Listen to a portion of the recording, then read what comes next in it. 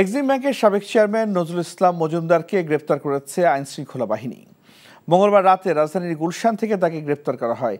তিনি প্রায় ১.৫ দশক ধরে বেসরকারি ব্যাংকের উদ্যোক্তাদের সংগঠন Bangladesh association of banks BAB সভাপতির দায়িত্বে আছেন।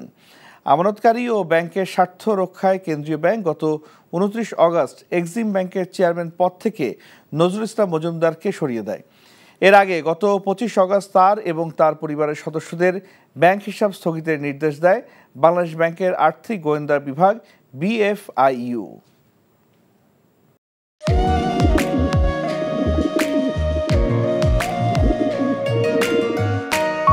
আমি রাশেদ। আমি সুফিয়া।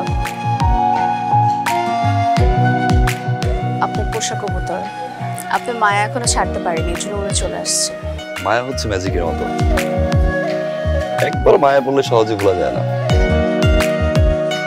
তুমি কি পাগল? আমি পাগল তো। সুফিয়া,